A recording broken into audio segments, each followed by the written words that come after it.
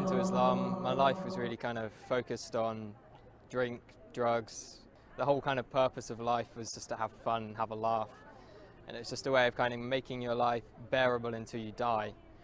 I tended to kind of be in a kind of heavy metal crowd, hanging around a lot of people with similar interests, which weren't always the best company to keep. My first experience of seeing Muslims was the 9/11 attacks. I remember I was quite young at the time and I wasn't completely aware of what was going on. In fact, I ran to one of my friends after seeing the news report and I told him that the tourists had declared war on America because I'd never heard of terrorists before. As the war was unfolding and I was seeing more and more about the war in Afghanistan, I started understanding that these people were Muslims and that the Muslims were doing these horrible atrocities across the world.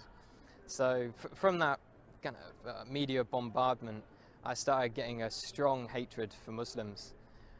So much, in fact, I tried to join the army 3 times with the goal of wanting to go over there and kill as many of these people as I could, to do my bit for the country and to make it a bit safer for my family.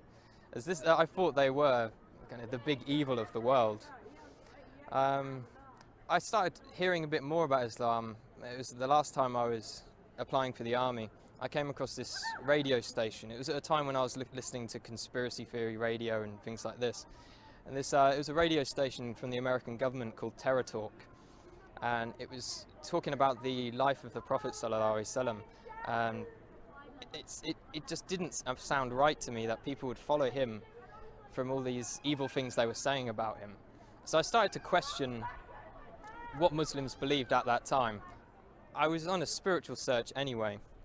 At the time I was looking into Norse mythology and paganism, and one of my friends turned to me and said, before you decide on this paganism thing, have a look around a bit more. And then I eventually picked up the Quran from my college.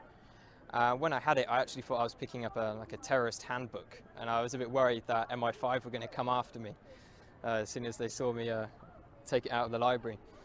But as soon as I started reading the book, it hit me immediately, and I couldn't stop reading it. It sank deep into my heart.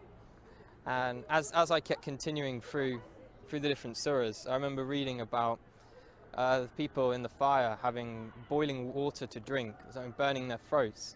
And as I could read this and I was living this awful life, I could feel my throat burning, and I could feel kind of how real this thing was and how I had to change. The first day I went to the mosque, I spent all day there reading, and my mum called me in the evening and asked me where had I been all day, and I said I was at a mosque. She's like, what? No, you can't be at a mosque, you're a Christian. Christians don't go to mosques. And she was very, very shocked and thought I was going down a bad path. That was my mum's original reaction. After a while she started to accept it. She'd done a lot of crying. I'm not too sure why she was crying. I think she felt I was rejecting everything she'd taught me. A lot of people say when they find Islam, it's as if they've come home.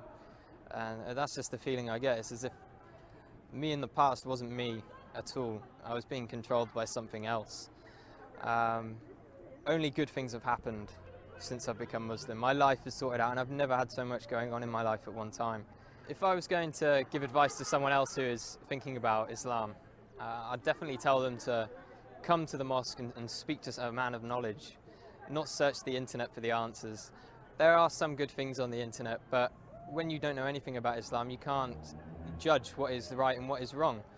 So it's much better to speak to someone, spend time with the Muslims. I spent many weeks in their company, and you get an understanding of who they are and what kind of quality of people they are. Don't be afraid of what your family think. I've had many people, and myself as well, was worried about what my parents would think.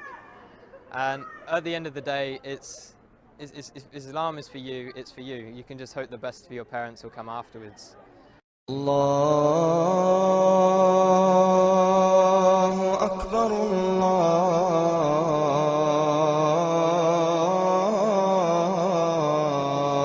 Akbar, Allahu Akbar.